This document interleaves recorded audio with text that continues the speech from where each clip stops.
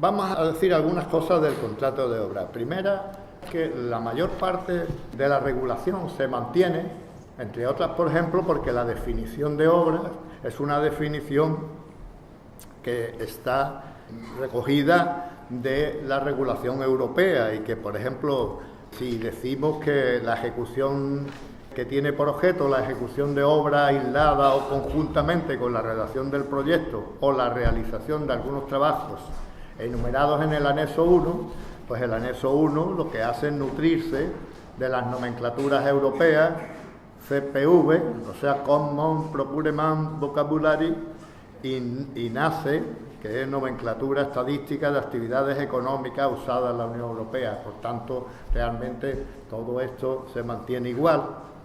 Hay alguna crítica por hacer de que, por ejemplo, la clasificación de obras pues no se ha armonizado con la Ley Orgánica de la Edificación, que debía de haberse hecho, pero bueno, esto no tiene realmente más relevancia. Sí me gustaría destacar que, por ejemplo, para la regulación armonizada, como saben ustedes, ahora yo no estoy al contrario del tema de los lotes, es un cambio porque no hemos estado siempre refiriéndonos a que había un fraccionamiento ilegal, que no sé qué, era el muerto que nos caía a los que teníamos que informar en materia de contratación, pero realmente la verdad es que al final todos los grandes contratos han ido yendo para las multinacionales y al final yo creo que las pymes son las empresas que garantizan más empleo y que no está mal que haya un fomento.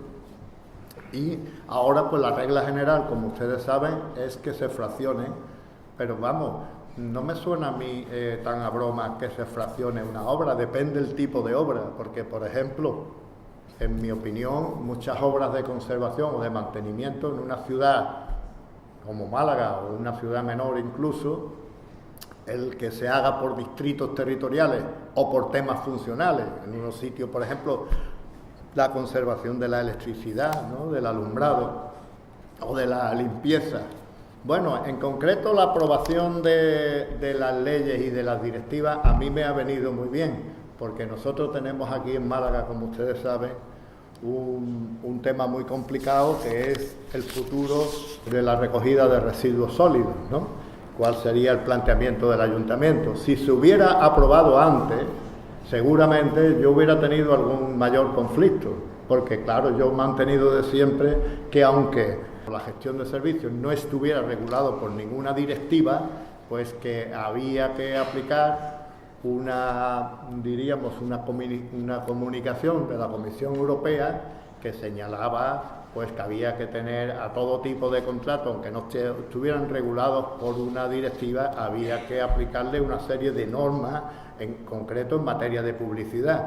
Y estaba claro que en un contrato de gestión de servicios públicos como el de los residuos sólidos en Málaga, yo hubiera hecho un informe exigiendo que se hubiera publicado en el boletín de la Comunidad Europea, indudablemente que lo hubiera exigido en base a este tipo y a la aplicación de los principios de la ley de contrato. Otro tema referido, por ejemplo, ya se ha dicho aquí que las obras son completas, pero salvo partes susceptibles de utilización independiente y también el supuesto de ejecución de obras por la Administración. Y por otra parte, en cuanto, por ejemplo, a la regulación armonizada, pues se establece que el valor acumulado de cada lote, si se hace por lotes, si supera a la cantidad establecida para el régimen armonizado, que como saben ustedes ya se ha actualizado además de la ley y ahora es 5.548.000 euros, pues si supera este valor, entonces se aplicaría el régimen armonizado a cada lote, salvo lo que señala el artículo 20, que dice que los órganos de contratación podrán exceptuar de las normas sobre acumulación a los lotes de valor superior al 1.000.000 de euros, siempre que el importe de los lotes acumulados no sobrepase el 20%. O sea que hasta el 20%, los lotes que no superen el 1.000.000, entonces no habría que aplicarle el régimen de armonizado. En las actuaciones preparatorias, pues distinguiría algunas cosas que es conveniente tener en cuenta, ¿no? En primer lugar, pues tener en cuenta que la adjudicación requiere la previa elaboración, supervisión, aprobación y replanteo del proyecto de obra. El proyecto de obra se definirá con precisión el objeto del contrato, ¿no? En cuanto al contenido del proyecto, que, bueno, yo lo tengo eso estudiado y bastante pormenorizado, no nos vamos a detener en ello.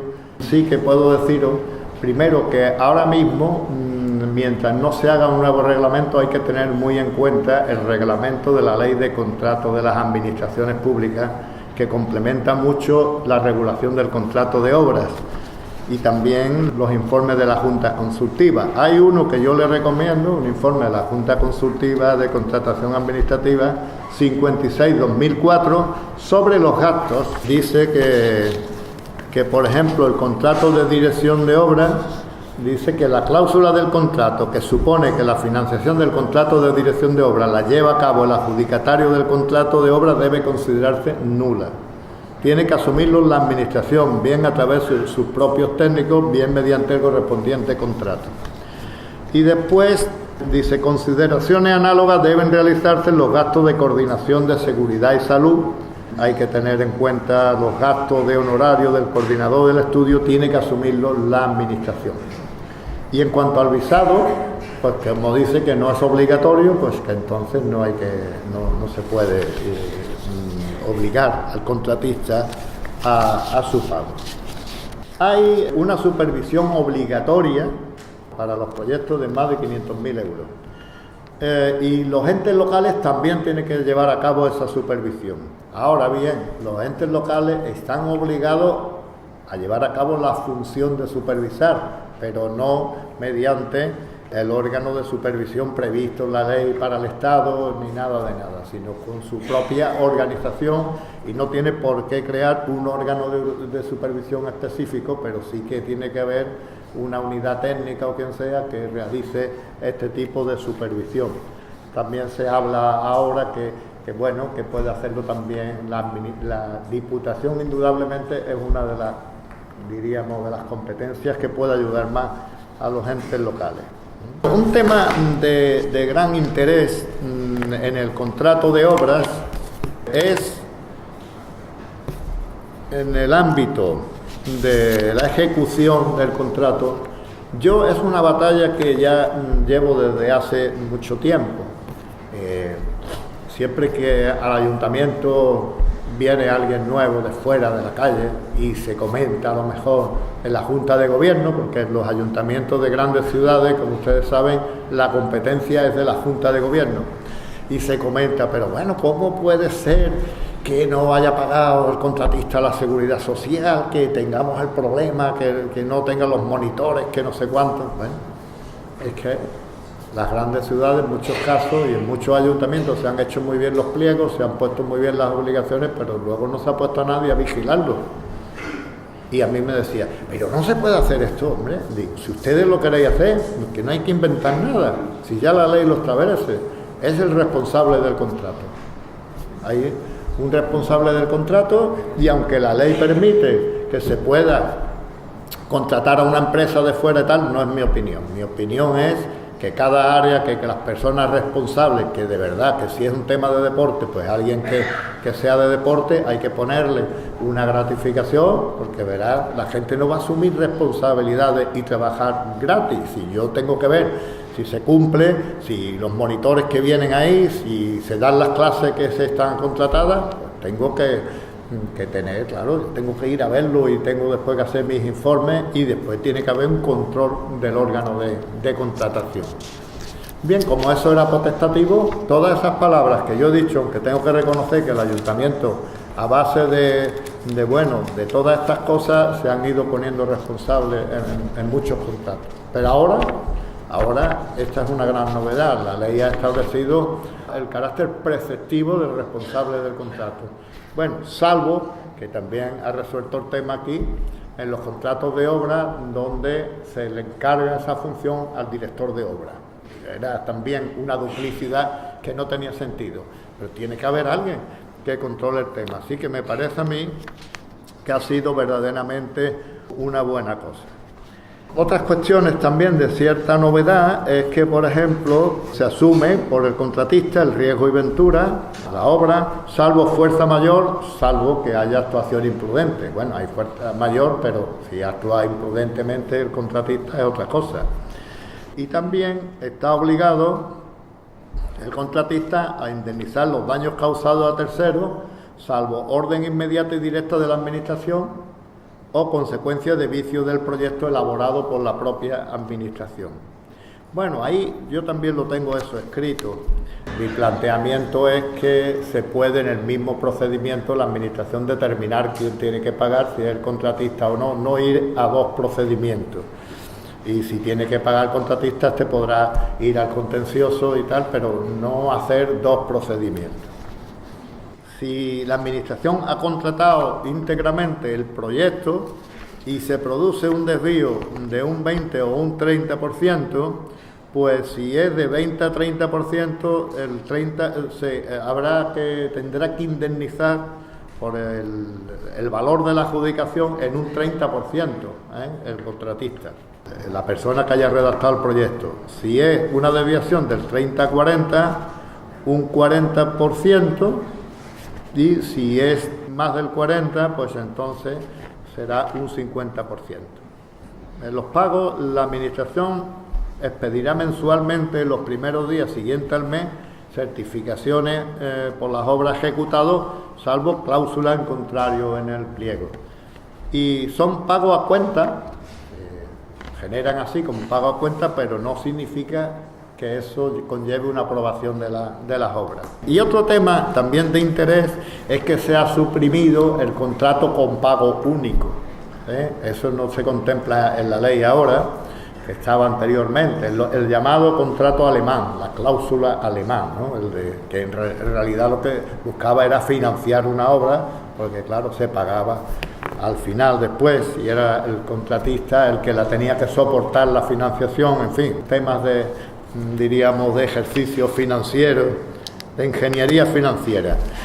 Y bueno, a nosotros también nos ha dejado esto mejor porque cabía la duda, había quien planteaba que eso se podía hacer en el ámbito local, pero en realidad yo las mayores opiniones, sobre todo por informes de la Junta Consultiva, pues he encontrado que para el ámbito local no era aplicable, si no se hubiera desarrollado por un reglamento que no existía, que hubiera que haberse desarrollado. Por tanto, si lo han suprimido, mejor para evitar cualquier tipo de problema.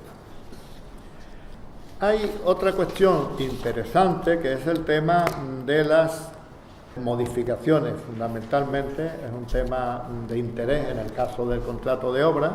En primer lugar, es interesante en un proceso de cada vez mayor rigidez que se suprime el procedimiento negociado sin publicidad para obras y servicios complementarios. Y luego, en el régimen del modificado, coincide la distinción entre previsto y no previsto en el pliego. En el caso de las modificaciones previstas en el pliego, en la documentación que rige la licitación, se ha establecido un límite máximo del 20% del precio inicial. Eso es nuevo y además no está recogido en la directiva.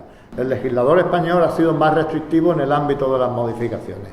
Está mucho más escarmentado que otros países de Europa, porque aquí, y en las obras, el reino de las modificaciones ha sido extraordinario. Aquí los contratistas han tirado por los suelos y el contrato y luego han hecho lo que les ha dado la gana. Nunca he comprendido yo, porque quizá no soy arquitecto, no podía comprender cómo, si se le decía a un contratista que cambiara una solería determinada y se ponía una solería de menor valor, de bastante menor valor, cómo tenía que pagarse la solería originaria y la de menor valor y el coste extraordinario de quitar y poner, que no se ponía nada, sencillamente se ponía la segunda y la de menor valor. Siempre he mantenido, y ahora con más razón, pues que se propugna la figura de los pliegos generales. Yo creo que los pliegos generales es un tema de gran interés. Hacer un pliego general, por ejemplo, que recoja las obras, con toda la experiencia que, por ejemplo, existe en una institución como esta, o como la del Ayuntamiento de Málaga, es indudable que se puede hacer un pliego para evitar que este tipo de cosas, como el que yo os comento, pues suceda, ¿no? Que se contemple cómo se llega a elaborar los precios, cómo, en fin, todas estas cosas que eviten esas interpretaciones absurdas con un pliego de condiciones generales. ¿Qué ocurre? Que si lo hacemos este año, por ejemplo, y vemos 3 defectos que tiene, pues el año que viene lo cambiamos. Es que esto no es una ley de las Cortes españolas que cueste tanto a lo mejor cambiarla. Es que esto sencillamente, si vienen los tribunales y te demuestran, o hay sentencias que obligan al ayuntamiento a tener en cuenta que debe de cambiarse los pliegos generales, pues se cambian y se mejoran de una manera continua. Bueno, aparte de este límite máximo, también se exige mayor precisión a la hora de reflejar las modificaciones previstas, ¿no? Y no debe de originarse nuevos precios unitarios, y también se establece que no se altere la naturaleza global del contrato inicial. Entonces, por ejemplo, se altera la naturaleza global, pues si se establece otro tipo de contrato, por ejemplo, se modifica el de obra por el de concesión de obra pública, por ejemplo. Bueno, y después hay una serie también de modificaciones que también están mucho más regladas en el caso de que no estén previstas. Se establece como regla general que se limite a introducir las variaciones estrictamente indispensables. Estas cosas, que son conceptos jurídicos indeterminados, en muchos casos, yo estoy también en desacuerdo con los juristas que se limitan a hacer los informes y decir cumple con el formalismo y ya está. Y no entrar, por ejemplo, a analizar un concepto jurídico indeterminado, porque está en la jurisprudencia muy claramente expuesto cómo se interpretan los conceptos jurídicos indeterminados. Por ejemplo, un concepto jurídico indeterminado de interés público, pues hay una certidumbre negativa que consiste en decir, oiga, esto es que se ponga como se ponga, esto no tiene interés público. Recuerdo, por ejemplo, una autorización en el suelo no urbanizable, pues para hacer un prefabricado de hormigón, y por ejemplo, si resulta que el hormigón iba a ser más caro que el resto de las hormigoneras del pueblo y encima iba a tener menos trabajadores, ¿dónde estaba el interés público? Era un interés privado de unos señores. O, claro, que hubiera una certidumbre positiva. Mire usted, que esto verdaderamente es bueno para la ciudad o para el municipio. Y solamente cuando eso no quedaba claro es cuando ya se puede entender que lo puede interpretar el gobierno municipal, pero solamente cuando se dé estas circunstancias. Yo he tenido que en determinados casos, por ejemplo, que se han querido compatibilizar por interés público, que hubiera señores que tuvieran, políticos que tuvieran un par de cargos y tal, y aunque se podía compatibilizar por interés público, pues en mi informe yo he puesto de relieve que no cabía ningún tipo de interés público, y al final ha echado hacia atrás el gobierno municipal. Bueno, entonces, primero que las variaciones sean estrictamente indispensables, y luego que se justifique en alguno de los supuestos siguientes. Cuando fuere necesario añadir obras, suministros o servicios adicionales a las inicialmente contratadas. Entonces, y se den una serie de 2 requisitos, por ejemplo, que el cambio de contratista no fuera posible por razones de tipo técnico-económico, o que no exceda aislada conjuntamente con otra del artículo 205, que es donde se regulan, del 50% del precio inicial. En segundo lugar, que la necesidad de modificar derive de circunstancias sobrevenidas o imprevisibles en el momento de licitación del contrato con las 3 siguientes condiciones. Que una administración diligente no lo hubiera podido prever, que no altere la naturaleza global del contrato y que la modificación no exceda tampoco del 50%. hay una sentencia para mí de un grandísimo interés, que es una sentencia del Tribunal Supremo de 30 de junio de 2014, de la Sala de lo Civil. Es la empresa de transporte urbano de Valencia, pues hace unos cuantos años contrata la publicidad en sus autobuses y tal, entonces en esos momentos de auge económico, pues resulta que el canon que tiene que satisfacer es bastante elevado. Entonces viene la crisis después y la empresa que tenía la publicidad, pues le dice al ayuntamiento, no al ayuntamiento, a la empresa de transporte municipal de transporte de Valencia, que ella no puede pagar ese dinero, que es que no, y que ella cree que lo que tiene que pagar es X. Entonces, si tenía que pagar 150.000, que tenía, y le paga 80.000 o algo así. Y entonces lo va pagando y claro, el ayuntamiento recurre y en el tribunal de primera instancia le dan la razón al ayuntamiento. Pero luego se va al Tribunal Supremo y viene a decir que esta crisis económica, que es verdad que ha generado un acontecimiento imprevisible. Ustedes saben que frente a los pactos sunt servanda, el latinajo los pactos tienen que ser observados, estaba la otra, se contraponía en situaciones extraordinarias, muy extraordinarias, después de una guerra, en fin, la cláusula rebus sic stantibus, así andan las cosas, ¿no?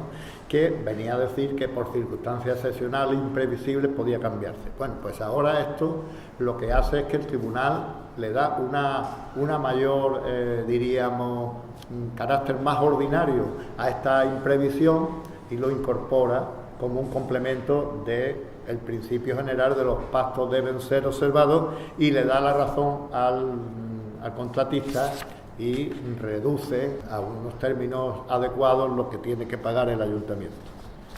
Creo que es una sentencia de un interés bastante considerable.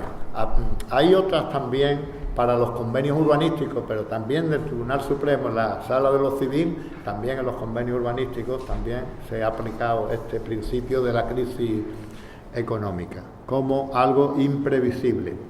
Es un poco el concepto del buen padre de familia, es decir, que el concepto del derecho romano, es decir, oiga, mire usted, la administración actuando con una prudencia o un contratista actuando prudentemente, esto no lo podía prever, que eso iba a originar una crisis tan importante, ¿no?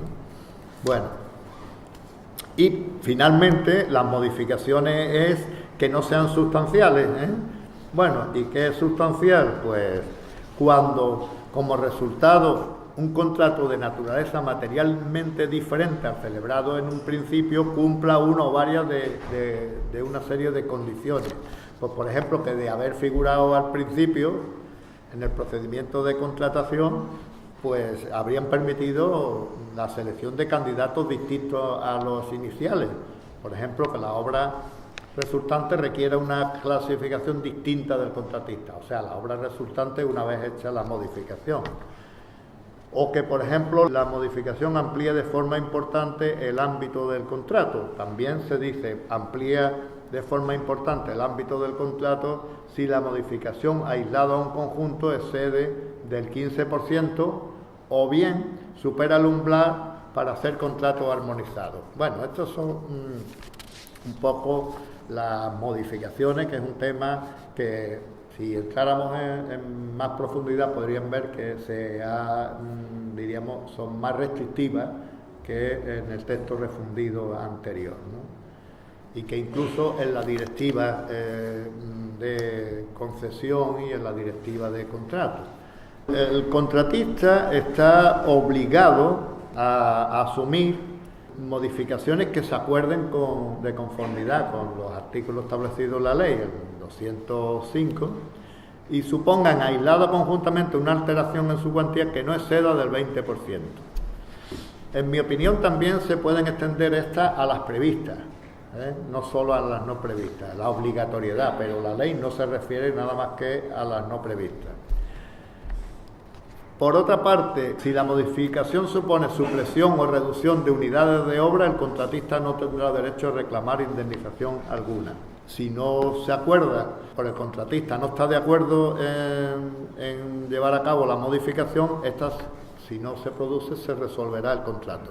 Un tema que me ha llamado mucho la atención positivamente es, por ejemplo, aquí en este cuadro, si ustedes ven al final, digo, cuando la modificación contemple unidades de obra que hayan de quedar posterior y definitivamente ocultas, antes de efectuar la medición parcial de las mismas, con carácter novedoso y de manera elogiosa, se ha establecido que deberá comunicarse la intervención de la Administración con una antelación mínima de 5 días para que, si lo considera oportuno, pueda acudir. Este es un tema muy interesante. A mí me ha pasado en mi carrera profesional que tuvimos un problema en Sevilla porque hubo responsabilidad penal porque no se había hecho las cosas que habían quedado enterradas, que se habían certificado, ¿no? Y se pudo comprobar, pero con mucha más dificultad. Pero recuerdo que aquí en Málaga, en el puerto, estuvieron los buzos y tal, y en fin, hubo un conflicto porque verdaderamente no se había hecho lo que se había cobrado. Así que me parece bastante bien este control previo de antes de cerrar, ¿no? Si no se ha recepcionado la obra, pero por razones de especial interés público, se acuerda el órgano de contratación la ocupación efectiva de las obras o la puesta en servicio para el uso público, desde dichas circunstancias se producirán los efectos de la recepción. O sea, que eso también es importante. La Administración, pues es que yo necesito ponerlo en marcha, sí, pero claro, entonces eso se produce ya, los efectos de la recepción. El contrato de suministro, realmente, en mi opinión, es de los que tiene menos cambios. Ahí lo único, por ejemplo, el plazo, que se ha estandarizado en los 5 años, y después se han incluido de manera expresa los contratos de energía primaria o energía transformada, y que después, en el caso de suministro de programas informáticos, se permite de manera conjunta con su mantenimiento y plazo de duración del contrato, que puede coincidir con la vida útil del contrato. Ha habido algunas condiciones menores, algunas modificaciones menores de interés.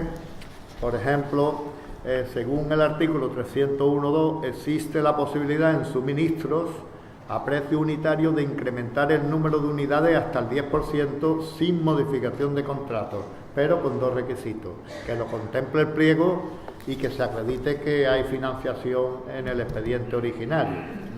A los contratos de fabricación, que tenía algún tipo de confusión, se le aplicarán literalmente las normas generales y especiales del contrato de obra que el órgano de contratación determine en el pliego, salvo las relativas al régimen de publicidad y procedimiento, que se acomodan al contrato de suministro. Bueno, entramos un poco ya en la parte más específica. El contrato de gestión de servicio público desaparece, pero no significa que no se gestione el servicio público. No quiero tampoco tener el alarmismo de otros ponentes, pero lo cierto es que, para que ustedes se hagan una idea, en primer lugar, si yo digo que no desaparece la gestión del servicio público, entonces ¿dónde se encuentra? Pues se encuentra en el contrato de servicio y en el contrato de concesión de servicio. Y también, pues, si lo que prevalece es la obra, también en el contrato de concesión de obra pública.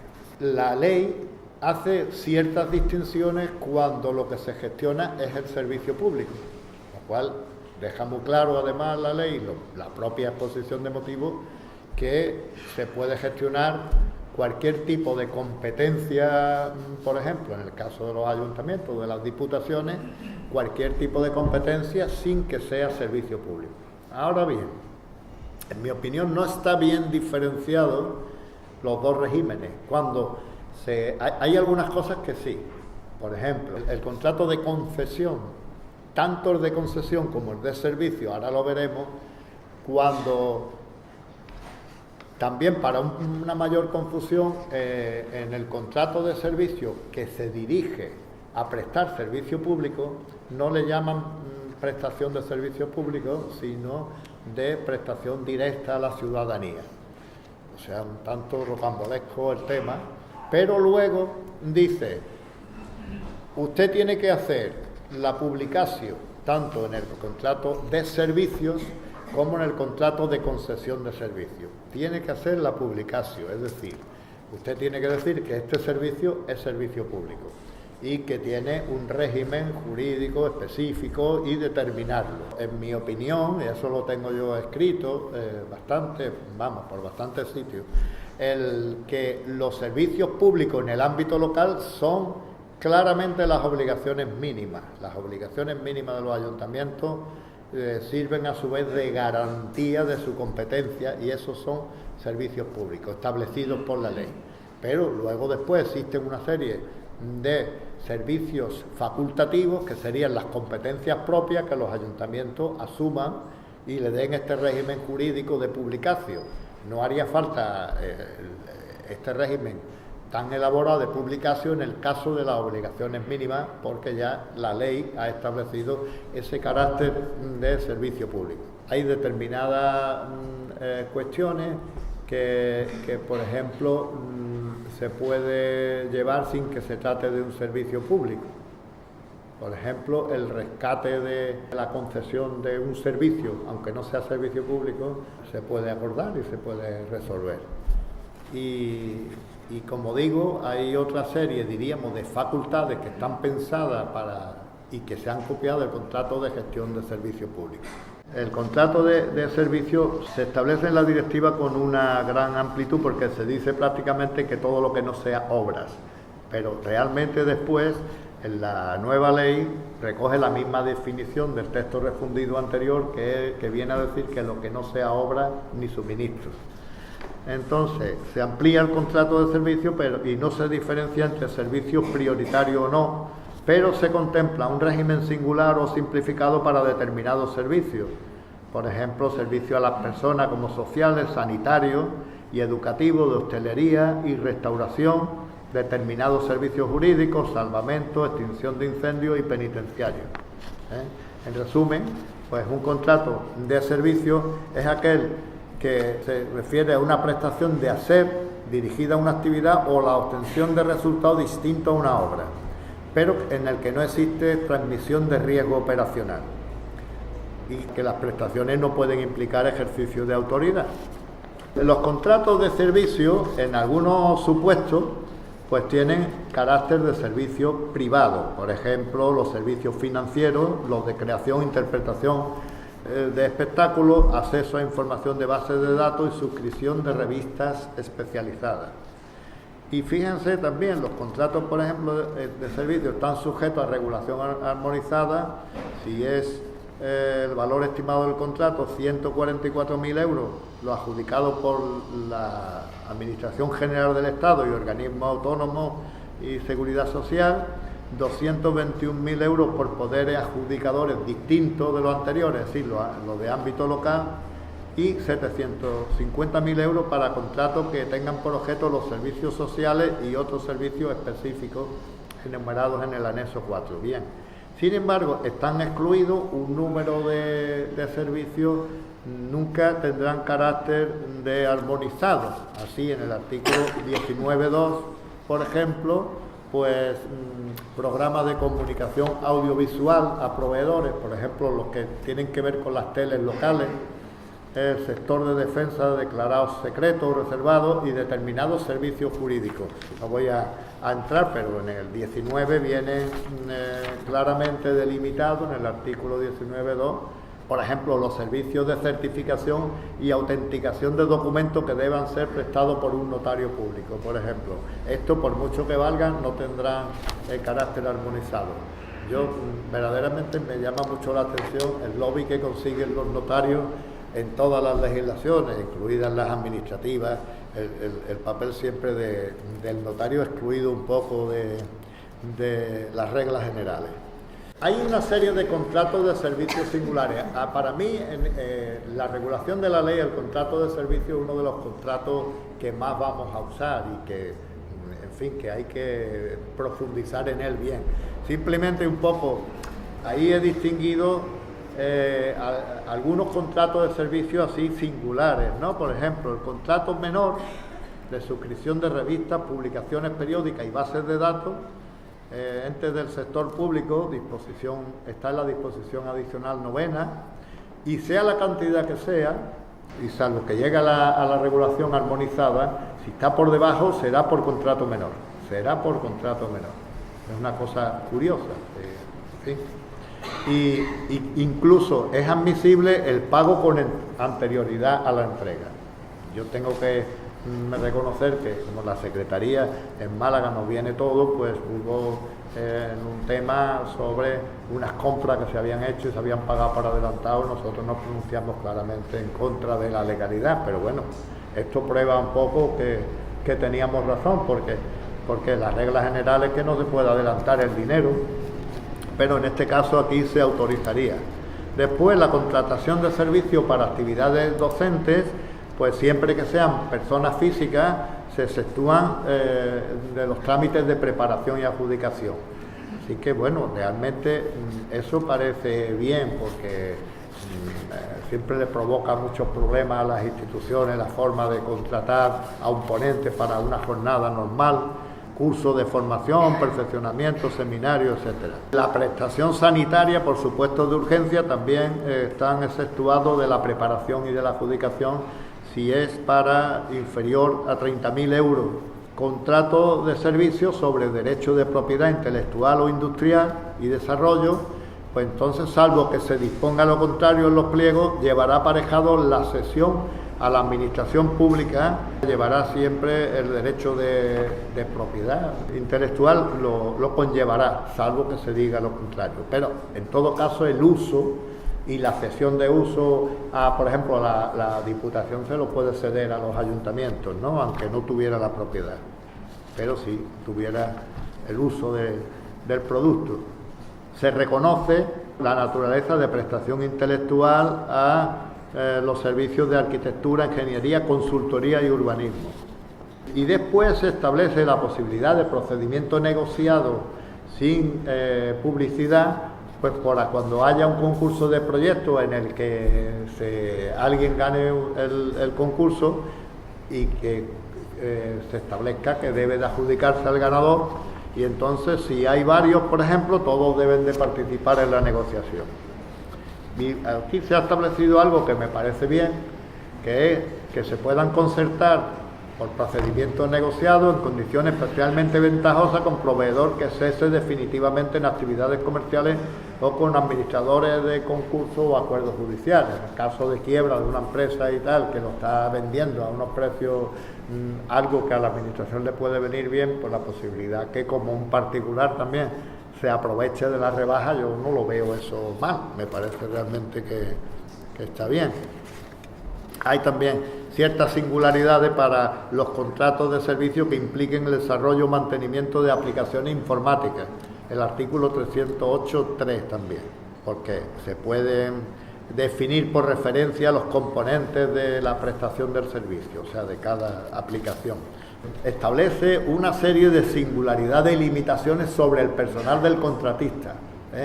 Siempre hay como una preocupación de que en este contrato de servicio no se sea diligente.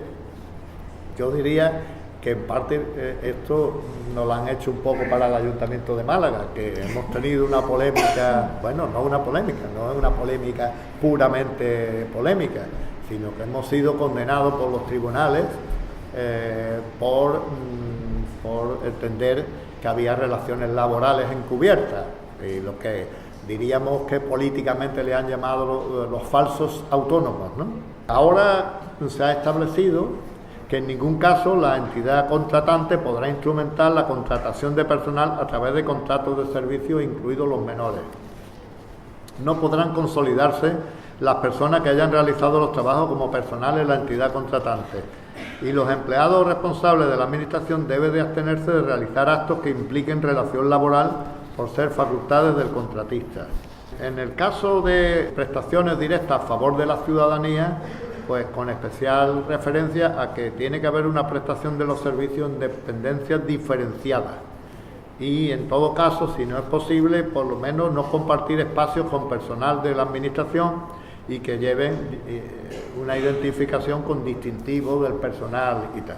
Creo que, bueno, son medidas que por lo menos alertan y están ya mirando ahí una posible responsabilidad a los que ejerzan funciones que se relacionan con estas empresas de servicios, que ahí hay un problema importante, ¿no?, en ese sentido. Ya no lo vamos a repetir, que hay un concepto más amplio del objeto en el contrato de concesión de servicios y que el contrato de concesión de servicios se regulaba por la directiva, pero después se excluía esta figura del ámbito de aplicación, o sea que de hecho, de derecho, no tenía nuestro contrato de gestión de servicio público, que diríamos que intentaba a lo mejor acomodarse a esta figura, no tenía ninguna directiva que estableciera la regulación armonizada. ¿Cuál es la diferencia en contrato de servicio y gestión de servicio público? Primero se estableció que la diferencia era el servicio público, pero eso a nivel europeo se establecía que era un concepto confuso, porque cada país tenía una definición de servicio público y los informes de la Junta Consultiva iban por ahí. Después dependía en beneficio de qué sujeto se hiciera el trabajo. Si era en beneficio de la administración, entonces se consideraba que era servicio, y si era en beneficio de los ciudadanos directamente, se consideraba que era contrato de gestión de servicio público. Y hay otra serie de criterios hasta que se llega al criterio relevante, que es el de la transferencia del riesgo operacional. En el informe 4/2008 de la Junta Consultiva se dice: no tienen la naturaleza jurídica de contrato de gestión de servicio público, ni en consecuencia revisten la modalidad de concesiones, toda vez que el riesgo de ejecución de los mismos no es asumido directamente por el contratista. De todas maneras, haciendo un pequeño paréntesis, la importancia estaba, por ejemplo, que el régimen de los contratos de gestión de servicios públicos estaba fuera de las directivas, diríamos.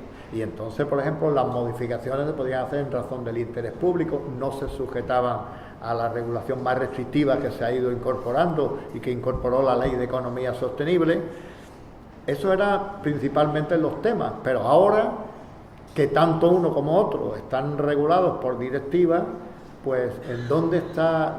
Ya parecería que la polémica no sería tan importante, ¿no? Porque a Europa lo que venía a decir: no, usted está encubriendo un contrato de servicio como de gestión de servicio público para evitar que yo lo controle. Pero vamos, ahora ya se controlan los dos. Quizás dónde va a estar la clave del tema, entre ir a un contrato a otro, pues en principio yo diría, ¿para qué quiero ahora el contrato de concesión de servicio, no? Como contratista, ahora resulta que tengo que asumir el riesgo operacional y encima me tengo que someter a lo mismo exactamente igual que el contrato de servicio. Entonces, que esto no me conviene. Bueno, la única diferencia está en el plazo. En mi opinión, yo no veo otro, bueno, aparte del riesgo operacional, pero que digo que lo que justifica que pueda seguir siendo atractivo, aun siendo una transferencia de riesgo operacional, es el plazo.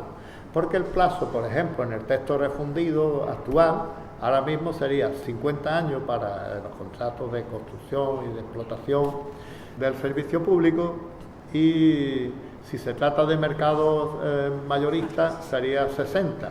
Nosotros aquí tenemos un tema con Mercasa, tenemos una controversia y claro, porque no nos terminamos de poner de acuerdo, porque ellos dicen que como se le prorrogue el plazo, porque es una empresa mixta aquí, pero es una empresa mixta en la que el ayuntamiento no tiene la mayoría, y yo he exigido que para que se haga esa prórroga tenemos que tener influencia dominante, es decir, que en los grandes temas nosotros tenemos que tener un veto, diríamos, de decisiones, por lo menos. Ahí estamos enganchados con la abogacía del Estado, pero bueno, nosotros no vamos a ceder. Vamos, nosotros me refiero a mí, porque los políticos muchas veces vienen a decirme: ¿y qué es lo que pasa aquí? ¿Y eso cómo lo podemos arreglar? O sea, que ellos ya lo arreglarían, pero yo no voy a hacer un informe diciendo que se puede hacer, porque no sería gestión directa, sería gestión indirecta, si el ayuntamiento no tiene la influencia dominante. En otro, que ya ratifica el anterior, dice que el contratista actúa como un mero auxiliar de la administración titular del servicio en la prestación del mismo, es decir, que por tanto es un contrato de servicio. Y ahí es donde se distingue, en el concepto económico de riesgo, que tiene, como ustedes saben, el origen en el sistema europeo de cuentas públicas. A nivel europeo, en principio, la distinción entre la concesión de servicio y el contrato de servicio se centra en el modo de remuneración. Hay esta sentencia de Argen: para que exista una concesión de servicio público en el sentido del derecho comunitario, es preciso que el contratante sea retribuido bien con el derecho de explotación del servicio o bien con el derecho de explotación, pero acompañado de un precio. Y en este caso, que la sentencia esta se refiere a una empresa de recogida de basura doméstica, dice que la retribución que se paga consiste únicamente en un precio y no en el derecho de explotación, y que por tanto es un contrato de servicio, según dice. Pero a partir de una década después, fundamentalmente por la sentencia esta, Private Rechnungsdienst, y también Eurowasser, ¿no?, que viene, la tengo detrás, pues ahí ya se establece que la clave es que debe ser entendido de la transferencia de riesgo operacional, en el sentido de no de que tenga que existir riesgo en el ejercicio de la actividad, sino que si existe, debe ser asumido por completo por el contratista, si existe. Realmente, como veremos ahora, esta jurisprudencia se ha ido recogiendo también en esta sentencia que le he dicho. El riesgo consiste, el riesgo operacional, en enfrentarse a la competencia de otros operadores. Eso se lo tiene que tragar el contratista. A un desajuste entre la oferta y la demanda de los servicios, a insolvencia de los deudores, a los precios por los servicios prestados, que los ingresos no cubran íntegramente los gastos de explotación, incluso el riesgo de responsabilidad por un perjuicio que cause y se vea obligado a indemnizar al contratista. Todo eso lo tiene que asumir el contratista. No se considera en riesgo para calificar un contrato como concesión de servicios los vinculados a una mala gestión o a errores de apreciación del operador económico. No son determinantes porque son inherentes a cualquier contrato, ya se trate de un contrato público de servicio o de una concesión de servicio. Son los anteriores, ¿no? ¿Permites que te interrumpa un segundito? Sí, sí. Hay una cuestión que voy preguntando para saber cuáles son las opiniones. Estás hablando de la transmisión del riesgo operacional. En tu opinión, ¿la transmisión del riesgo operacional es lo mismo que nuestro riesgo y ventura? No es igual, porque el riesgo y ventura lo tienen todos los contratos. Lo único que iba a poner de relieve, cuando ahora se regula por la ley ya esto, y uno de los contenidos del pliego donde se regula, es decir, la distribución de riesgo entre el contratista y... Entonces yo digo, el riesgo y ventura lo tiene el contratista, eso no y el riesgo operacional no se lo puede transmitir. Entonces yo creo que está mal expresado la distribución de riesgo. Se debería decir más bien las ayudas o la participación de la administración. O sea, la administración no puede repartir el riesgo porque el riesgo y ventura es del contratista, no se lo puede quitar, ni tampoco el riesgo operacional.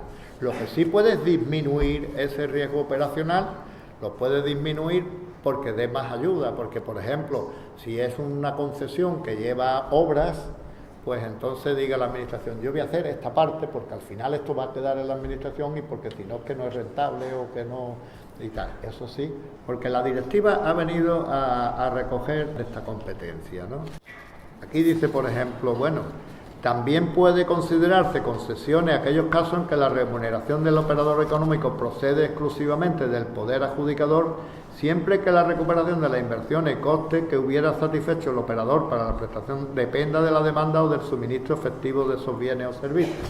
Es decir, que por ejemplo una autopista, el concesionario tiene riesgo operacional porque si tiene menos uso la autopista, pero la administración a lo mejor lo que sí puede es mejorar determinadas cosas para que sea más atractiva la oferta. Es que estoy pensando en supuestos que hasta ahora tradicionalmente se venían contratando mediante una gestión de servicio público, por ejemplo, los transportes públicos interurbanos, ¿no?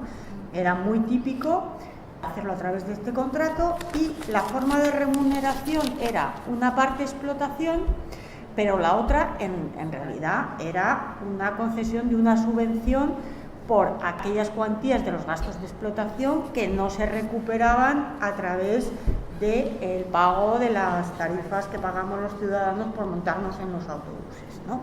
Entonces, quiero decirte, todo esto pega un cambio tan brutal en lo que venimos acostumbrados a gestionar y a contratar en el ámbito local, que yo creo que sí que es bueno que nos detengamos un poquito para que entre todos hagamos un poquito de luz sobre esta cuestión.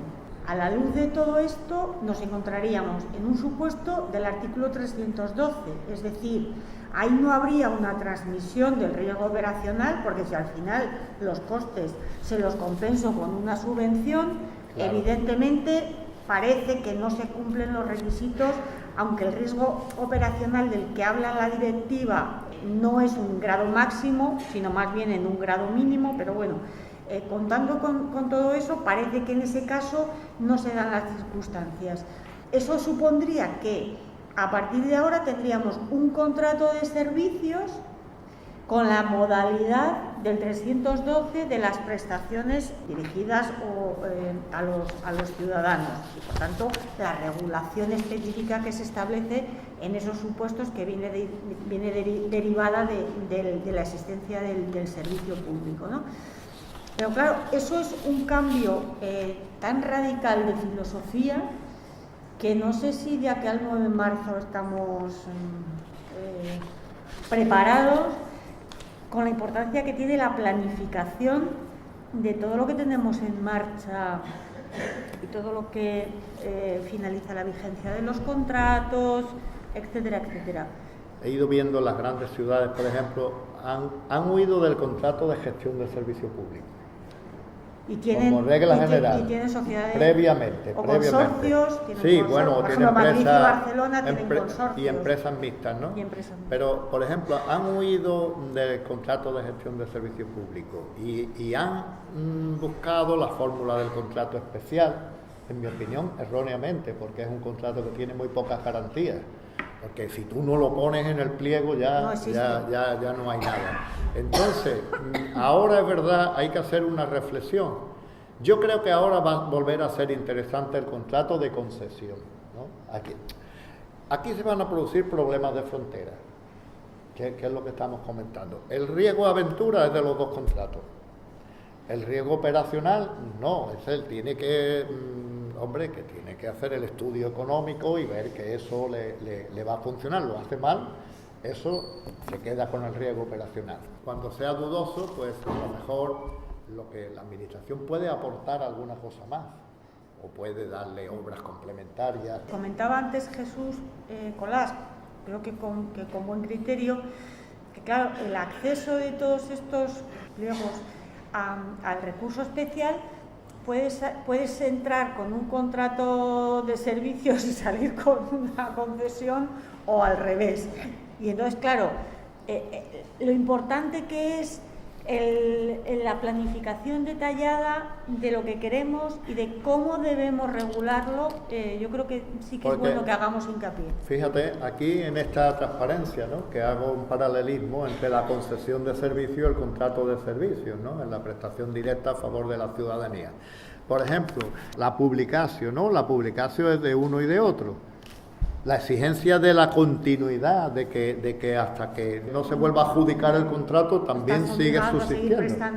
Yo tuve en Sevilla, cuando estaba de secretario del Ayuntamiento de Sevilla, sinceramente, a veces como uno piensa como un ciudadano de a pie, aunque esté todos los días, en fin, al lado de los alcaldes y de los políticos, pero yo recuerdo que me dice el alcalde, tenemos un grave problema, y yo lo miro a ver cuál será. Y dice, no, que la grúa se va a poner en huelga. Estamos hablando de Sevilla delante de la Semana Santa y de la Feria de Abril. Pero yo, como ciudadano, digo que bien, nos van a poner multa. Y se lo dije al alcalde y me dice, tú no sabes lo que estás diciendo. Tú te imaginas aquí en las calles los coches que no pueden pasar, los pasos, como dicen ellos. Que yo les decía procesiones y se disgustaban mucho. No pueden pasar los pasos en la Feria de Sevilla, en fin. Y nosotros hicimos una intervención temporal. La intervención temporal se mantiene tanto para la concesión de servicio como para el contrato de servicio, el secuestro o intervención temporal. Y nosotros después le devolvimos la empresa otra vez, ¿no? Durante el tiempo. Ahora ya, ahí ya hubo son más y son menos en cuanto a si nosotros la multa o la indemnización que cabía, porque claro, como la huelga es un derecho legal, entonces bueno, hubo ya sus limitaciones, hay jurisprudencia ahí encontrada, pero sí, eso funcionó bastante bien y se solucionó el problema. Pero fijaros que tiene las dos cosas. Y también tiene el rescate. También el contrato de servicio tiene el rescate. El régimen transitorio es que los contratos que se hayan hecho antes de la entrada en vigor de marzo, estos se van a regir por el texto refundido de la Ley de Contratos del Sector Público, pero con una salvedad, que el 18 de abril entró en vigor el efecto directo de las directivas y por tanto yo seguía las recomendaciones de la Dirección General del Patrimonio que se hicieron sobre que realmente el contrato de gestión de servicio público, si superaba la cuantía, había que entender que tenía el régimen de regulación armonizada. Eso a partir del 16 de abril. Pero en fin, en el caso solamente, si no era así, pues se pone a partir de la entrada en vigor de la ley, los contratos que se hayan hecho se regulan con arreglo al texto refundido, excepto en el tema del rescate y de los encargos a los poderes adjudicadores. Que entonces los encargos a los poderes adjudicadores se harán ya con arreglo al nuevo sistema. Esa es la gran diferencia.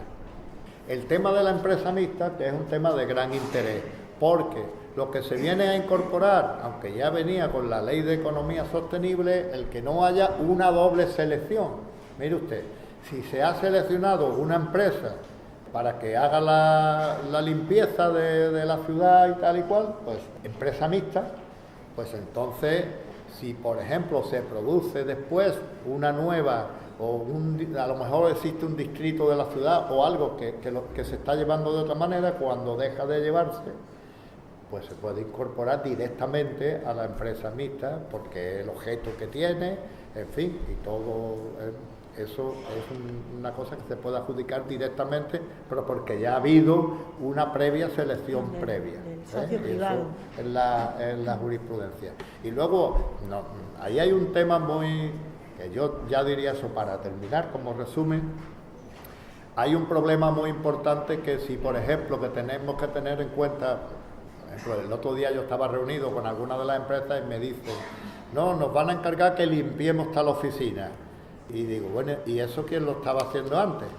No, es una empresa. Pues aquí tienes que ver 130 que dice que te puede caer la subrogación del personal. Es que ese es un tema que hay que tenerlo muy claro.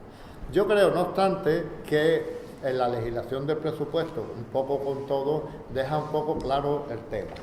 En ningún caso, cualquier subrogación que se produzca por parte de la Administración no se va a incorporar nunca como personal sometido al Estatuto de la Función Pública, sino que se va a subrogar en sus condiciones que tiene. En todo caso, como ustedes saben, hay una diferenciación entre personal laboral indefinido y personal laboral fijo. Si no ha hecho una selección previa... Indefinido no fijo, que llama la figura esta que ha creado la jurisprudencia es como un interino, es decir, a efectos prácticos es como un interino. Lo que es normal que en este tipo de empresas mixtas no ha existido. En alguna que yo estoy pensando, lo diremos cuál, ¿para qué? Todo el mundo lo sabe, pues solamente han entrado los familiares, pero por convenio. Ese convenio a mí nunca me lo han sometido a informe. Y las veces, o sea, ya últimamente sí, porque las cosas ya, yo he informado que eso en ningún caso se puede incorporar a un convenio que pase al ayuntamiento. Lo que está claro es que el problema que está trayendo la remunicipalización mal llamada de los servicios públicos en esta materia de personal, de subrogación de personal o de sucesión de empresa del artículo 44 del Estatuto de los Trabajadores, pues tiene a muchas administraciones de cabeza y bueno, pues es una cosa también a tener en cuenta. Y que ahora también, como dice Venancio, tenemos un nuevo artículo 130 que regula la información que hay que dar en los pliegos respecto del personal que sería subrogable por la vía de convenio o de la normativa laboral. Es mucho más detallado. Hay que agradecer al legislador.